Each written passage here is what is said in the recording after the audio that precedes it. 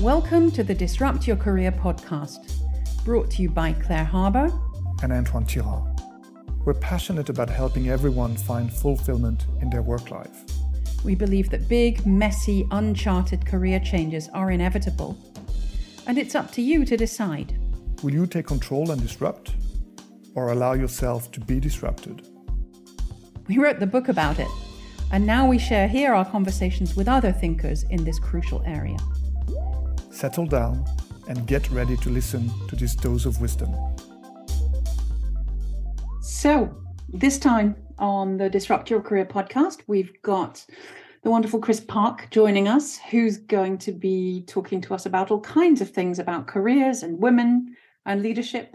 He's an accomplished podcaster himself, and we're very grateful to have him with us. Chris, welcome, and thank you for joining us. Thanks for those kind words. It's a pleasure. All right. Well, let's start, as we always do, with your own career journey. You've been through several pivots and challenges in your own career, starting out as a graduate trainee at Barclays Bank in both Europe and Asia, and then consultancy at PwC. You also got into working with people over 20 years ago, founding your own firm with your wife in 2005, with a focus on ensuring female talent was retained and working towards diversity objectives in general. Tell us about how this amazing career has unfolded. How much of it was by design and how much of it through serendipity? And what have been your key moments of pride or achievements and the moments of challenge? I would certainly not say it's been by design entirely. I think all of our careers can be a series of accidents, although I would say that you get drawn towards things that give you energy, don't you, Claire? So I think in my instance, I was always attracted to the people side of business, and I can recognize that quite early on, which is why I kind of navigated away from Barclays investment bank and towards then consultancy. And then when I was at PwC, I got, really interested in actually why some leaders were brilliant at leading people through change and others were pretty lousy. And that was all around the psychology of change and leadership.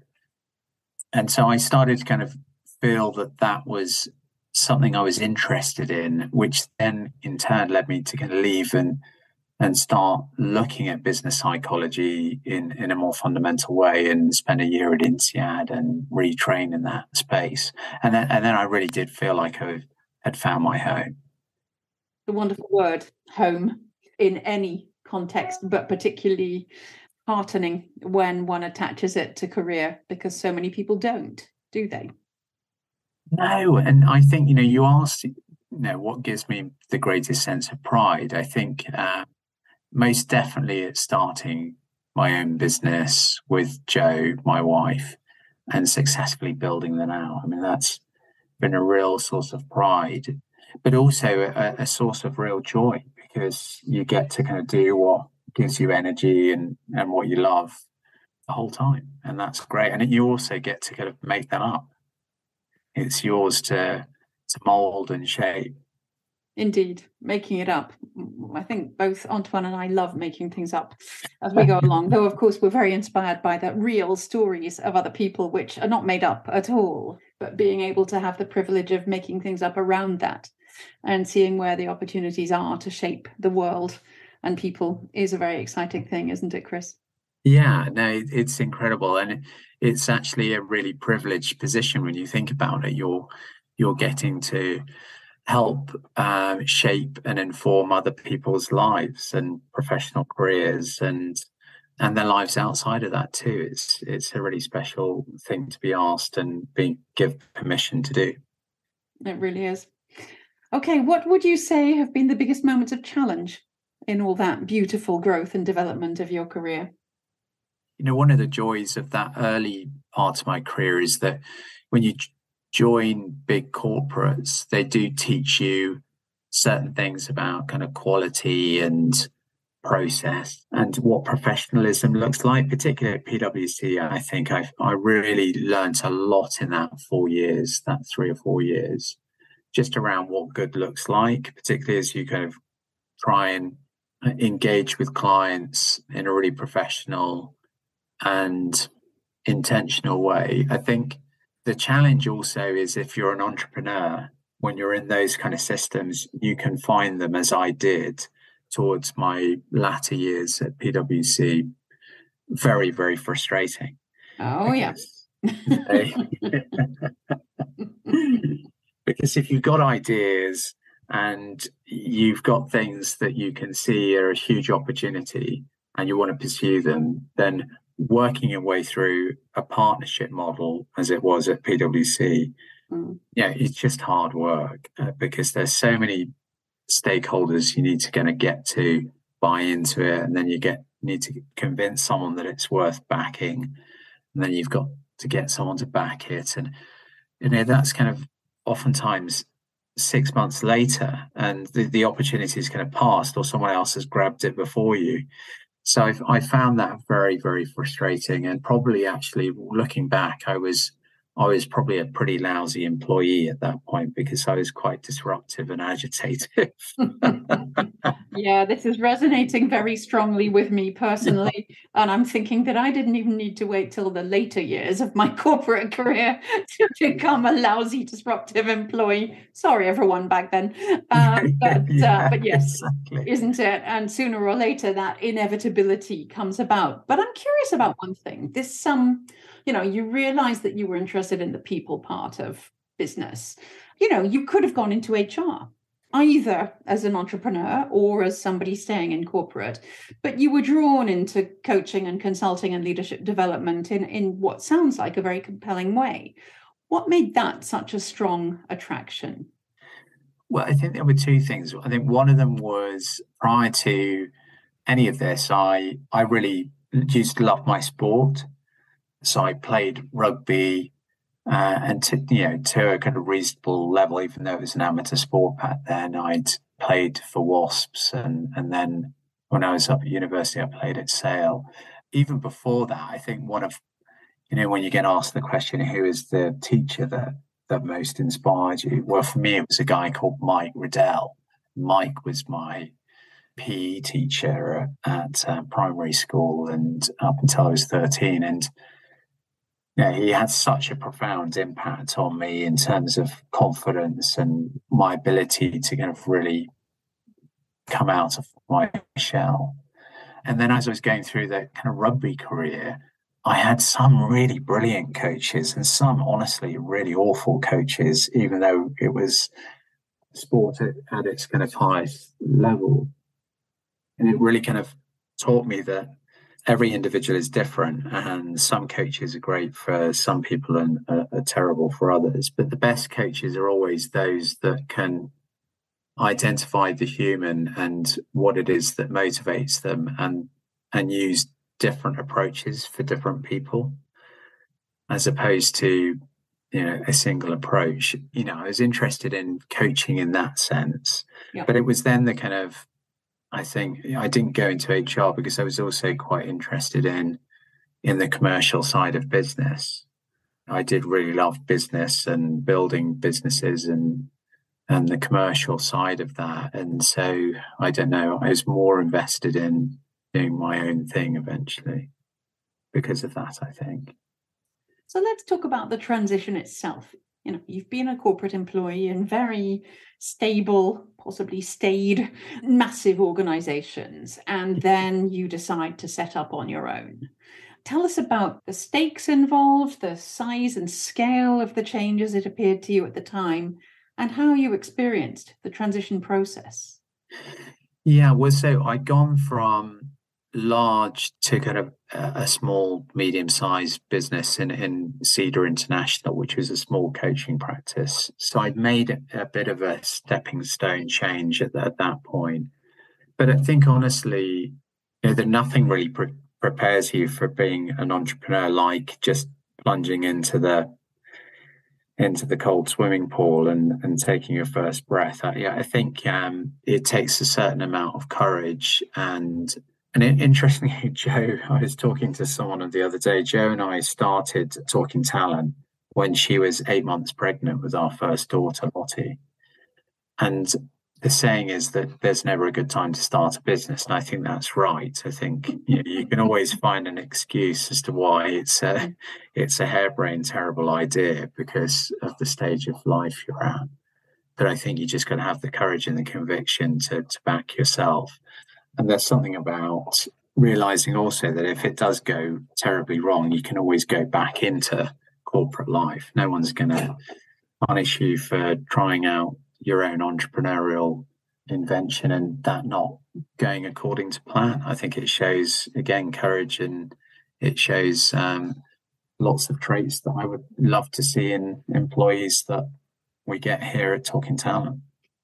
Definitely. Let's turn the angle a little bit and think about, all the experience that you've built up over these years. You've looked at many, many hundreds and thousands of professionals who've been going through their own careers. Having had all that chance to look and examine and be curious, what would be your advice for early career professionals who are looking to start out? I think I said it before, but there is something for me around really trying to identify things that give you energy, that you've got an interest in, an appetite to learn more about, or they're just things that don't feel like work for you because you really enjoy them and they're interesting subjects or they're interesting activities. I think the worst possible mistake you can make is doing something or pursuing something for someone else.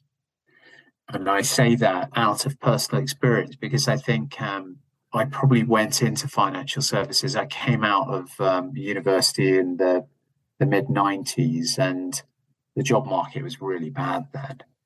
And I remember my parents both saying, God, you've got this opportunity to join Barclays. I don't really know even why I applied to Barclays, but, I did. And I got an offer and they were, oh, no, you definitely have to take that up. And at the time, I remember thinking to myself, I really don't like maths that much. And I'm not finding this very sexy and exciting. Am I doing the right thing? I think through pressure from my parents, I ended up taking that role and hated it. I should have just trusted my gut. So do it for you. Don't do it for anyone else. And don't worry about making a ton of money. Don't be driven by that. Be driven by what it is that really energizes you, because you'll end up making money through that anyway. That's beautiful advice. Difficult to follow for anybody living east of about Berlin, I would say. Yeah. Parental pressure, societal pressure remains very high. But I think often in those cases, it's a question of having the courage to recognize it at least a few years in, to be able to make the turning toward something more energizing, having done what mum, dad, teachers, and village elders suggested would be the right thing. But we get there in the end, most of us, don't we? One of my real beefs is just how poor society is and educators within the educational system is to steer people down alternative paths. Oh, the whole system set up for you do, these exams and that leads to those exams and then that leads to this institution and then that institution. There is so little really out there to equip people to think about alternatives, in particular setting up their own businesses or being entrepreneurial or taking alternative paths. It really is poor, and it's a great shame, I think. It is, and it would be terribly easy to change. But that would also involve institutions acknowledging that their weirdly measured performance statistics would be shifted by getting fewer people into university or fewer graduates into jobs.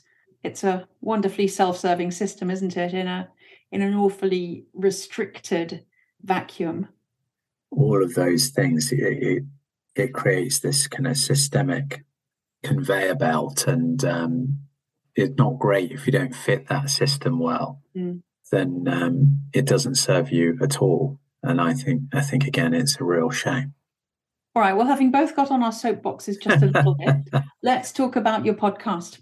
where you can be on as much of a soapbox as you want, can't you? You created it to showcase conversations that explore the issues of lack of diversity in the workplace. Tell us a bit more about what your motivation was to create a podcast rather than something else. I think the motivation was similar to why start your own business, focused on diversity, equity, inclusion, belonging.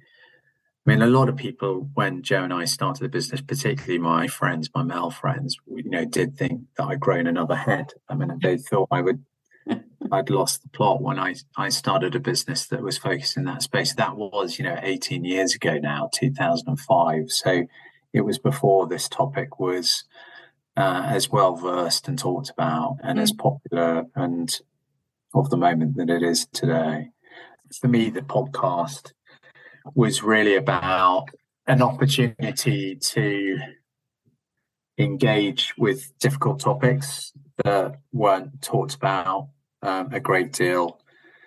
And particularly, I think some of those conversations that are a bit taboo or just people are reluctant to engage in, because my sense is that the more that we talk about some of those things and find the right language and help people understand that everyone is experiencing a sense of discomfort with them, then it's easier to have the conversation. And also the fact that you're on a podcast and you're hearing people talk about it, leads to kind of a reaction. And we wanted people to react, and we wanted to act as a kind of catalyst for further discussion and conversation. And also you offer up practical tips and ideas around, how to solve for some of the challenging problems that get presented during the podcast. Fantastic. Well, you were a brilliant pioneer in that respect. So you've also got, you've written many books, but one that struck us was your ebook about increasing employee belonging. Just raises the bigger question of how you define your strategy on the different pieces of content that you create, and what impact do you see in the way the different media land with your audience or audiences? Yeah, I mean, I wish I could say that we're all really, really strategic and joined up. Oh. But I think sometimes we're very, very lucky because we've coached coming up to 50,000 people now. And so in any given month and week even, what's interesting is because we're coaching so many individuals, you get a strong sense as to what's in the zeitgeist. What are people anxious about? What are people's hopes and fears? And that really changes so rapidly now because of social media and the fact we're bombarded with messages the whole time. So what the podcast allows us to do is to kind of grab that moment, and to do that, might seem kind of quite chaotically, but it's actually kind of reacting to what's in the zeitgeist. And that's what I love about it, is that, 1 minute we are speaking to the Jay-Z lawyer, and the next minute we're talking to, a leading psychologist about neurodiversity. So it allows us to go to wherever we feel there's interest, there's common themes being presented that we would like to address and talk to. Beautiful. So this range is quite extraordinary, and you've got many, many tens of episodes.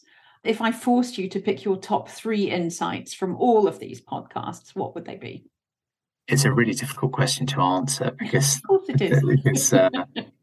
There's so many fireworks went off in my head because of all that great content. But I think the 3 are the generic training around DEI really just doesn't work. So all this kind of box ticking work that we've seen really for decades now is starting to be called out for what it is. So particularly some of this kind of unconscious bias training or other trainings that you sheep dip whole organizations through. They're typically online, and you address the topic, but you don't really get under the surface. So they don't work. So that's the first thing.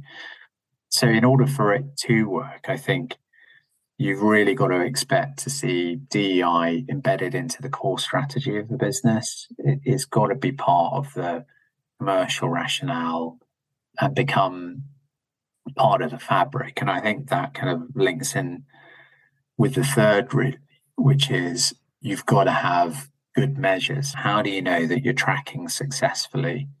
And how do you know that you're improving? And you've got to have the right measures, and you've got to be really on it in terms of measuring progress and success and celebrating that, as well as being honest with yourself when things aren't working. Because I think there's still for my liking, within the space that we operate in, there's still hundreds of different awards and people self-congratulating themselves around progress and winning an award. But actually, when you start getting beyond the veneer of that, the DEI statistics within some of these large corporates just have not moved at all, if not gone backwards. And so I think there is a cause for actually people getting on the podium and saying, this is what we've tried and it's really failed, as much as kind of patting themselves on the back for what it is that they've succeeded on. Yes, that is depressing, but definitely sad and real, and something that both of us observe in our coaching and our dealing with leaders and the layers just below big leaders. It's not fixed by any means, is it? I love the expression that you've used in some of your papers where you say the time for raising awareness is gone. Awareness hasn't moved the needle, and it's time to take meaningful action. And I'm thinking about how we might connect this to those who are looking for help in shaping their individual careers, both in terms of how any leader should be individually taking action, and also for our female listeners to think about what they can do to ensure that they're getting not only the best career experience possible, but playing constructively and in an engaged fashion with this paradoxical situation of supposed progress, but actually not. Yeah, I mean, so there's two really important parts to that. So I think the first is that kind of what the leaders need to do. I think there's so many things that I could talk to here, but I think one of them is making sure that the leaders own the topic and the issue, rather than expecting HR to own it and solve for it, and or employee resource groups and other populations, because so often we see that where the HR function has oftentimes not got enough power and influence to actually realize the change. And also then it's not linked to the commercial outcomes of the business or the business strategy. The strategic purpose. Or the strategic, yeah, exactly. And then if you're giving it to the ERG, you're basically saying, look, we've got a problem with the lack of the number of Black and ethnic minorities, for example, or women at senior levels. And you're the ERG that looks at this space. So can we ask you to come up with the ideas as to how we fix it? And that, again, it's missing the point. I think leaders need to take ownership. That's the first thing. They really need to kind of think about it in a systemic way, and really to recognize that the systems that they are in charge of have created these systems that don't allow for people outside of the majority to be as successful as they should be and they can be. And then the third is to kind of properly invest in it. It's sometimes really embarrassing what budget gets set aside when you look at some of the work I used to do at PwC and what we used to spend on change programs. And for example, implementing a new tech platform. We have millions and millions of pounds for that. And then you look at something as complicated as the culture change that we're trying to facilitate.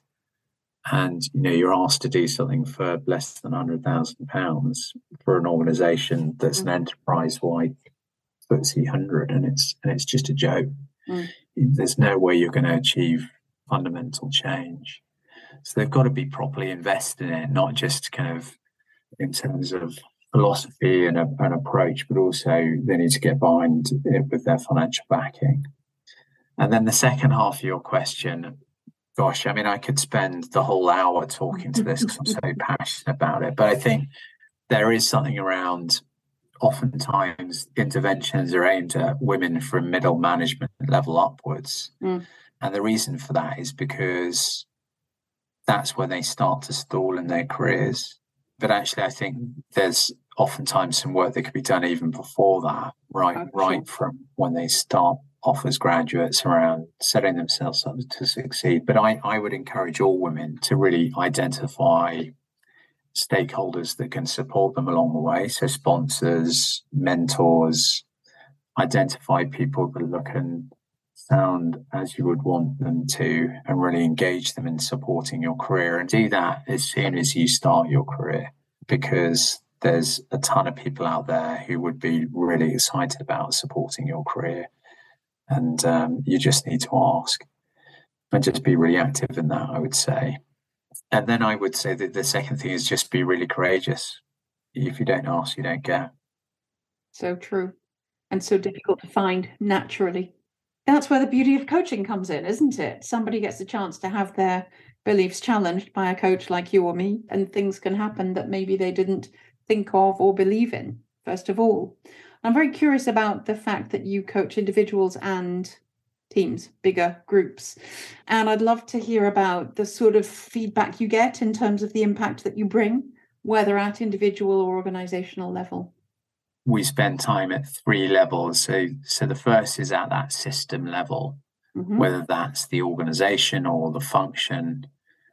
And then the second is at the kind of team level, smaller group level, and then on the individual level. I mean, I think on the individual level, as you know, Claire, coaching can be a really life-changing intervention, because I think for people who are at the right time and in the right space of their careers or lives, if they're in a transitionary space, having someone support them and think through what can feel like quite a daunting, challenging space can really unlock their potential and help them think about themselves in a different way.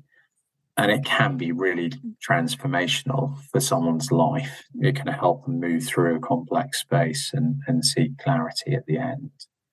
I think for a group, group coaching is a lot more challenging because you've got all these different mindsets in the room. So the group coaching we do is more around, how do you develop leadership capabilities, and within a group setting, how can you start having some interesting conversations and debates and dialogues about some of these difficult topics, whether it's race, ethnicity, or other things. The benefit of having a group and creating that psychological safety is that you can go far deeper, far quicker, and have lots of different perspectives, which are all valued, which brings this kind of multi-dimensional view of a challenging space in a very short period of time. You can get a lot deeper. And then the systemic work, I think, is the hardest, but it's so critical, because again, through our coaching work, we get, within a organizational setting, we might get 100, 200, and the largest clients will get upwards of 500 people will be coached in a year. But we get to identify what some of the systemic barriers are that prevent people outside the majority from really flying. And so we're able to then present back to leaders and HR functions what's wrong with their plumbing and wiring that is, before we even start the coaching with their groups and individuals. There's just no way you're going to create an unbiased system unless you remove some of the process and policy that you have in place. So it's really critical that you do all 3 at the same time. Wonderful. Well, let's get really down to a teeny tiny micro level now. Well, micro and giant macro all at the same time. I'm going to give you a magic wand, and with it, you can change one and only one thing about the world of work. What would it be? I would love to see, not just in the world of work, but kind of across organizations. I think if you had far greater representation, so organizations at the senior up to the most senior levels look like the societies within which they operate, I think that would be a massive step forward. I mean, I always say, can you imagine how different politics might be, local government, organizational structures, if you had more women, more people from other minority groups, Black and ethnic minorities, LGBTQ, if you just had people representing society across leadership structures, I think we would make far better and more balanced decisions that were just a lot more progressive. There'd be less wars, there'd be less famine. I think honestly the world would be such a different place. And I think the problem is that we're holding on to this kind of patriarchy, and we're holding on to white male authority in large parts of the world, and it's seriously unhealthy. We'd better both keep working and get even more people involved, hadn't we? Yeah. Still a long way to go. A wonderful magic wand wish. Thank you. What are your most exciting projects for the rest of the year? We're just about to relaunch Talking Talents offering, which I'm really excited about. We've got these kind of 4 keystones, some of which is work that we've always been involved in, but we're trying to kind of focus on that diversity, equity, inclusion, belonging space in 4 fundamental ways. So the first is, continuing the work that we do, providing leadership programs for people who sit outside the majority so we can get them up into senior positions. The second is doing a lot more of our work-life transition work, because one of the things we recognize is that for lots of these people that we coach, it's nothing to do with what's going on inside of work. It's oftentimes what's going on outside of work. Oh, yeah. We love looking at the individual as a whole. And then the third area is the kind of, how do you build that inclusive leadership capability and build teams that are better able to adapt and adopt difference. And then the last is that kind of systemic piece, which is really, how do you look at the fabric of inclusion within companies and make sure that you're creating systems that facilitate and allow for difference again, because it's amazing how many structures are in place that really get in the way of that and won't allow it to happen. But we feel that when you look at all 4 of those spaces together, the magic really happens. So that's one thing. The second thing is that we're really getting a lot more kind of behavioral science data driven, and we're putting together some cool diagnostic tools. So I'm excited about that, because I think measuring things is key. And then the last thing is that we're actually looking to kind of grow, not just organically, but through some acquisitions too. So I'm really enjoying talking to other entrepreneurs, founder starters, and getting excited about how we can change the world together. That's given me a lot of energy. I'm loving that. That is so exciting. If Antoine and I can be of any assistance in that particular last point, in terms of thinking about where else you might look or how else you might find collaboration, then gosh, we'd be excited and honoured to do that. That's for sure.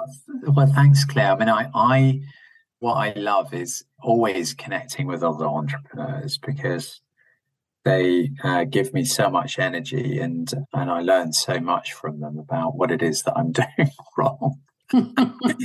So it's wonderful. I really appreciate that. I'll take you up on that.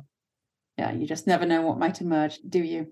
No. This has been an absolute pleasure. I know we could go on much longer, but we won't. The audience has its limits, doesn't it?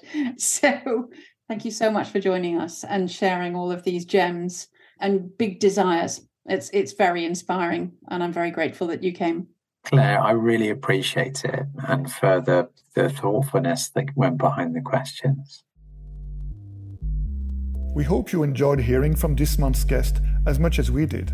Do go and check out our work on disrupt-your-career.com and come back soon. Thank you.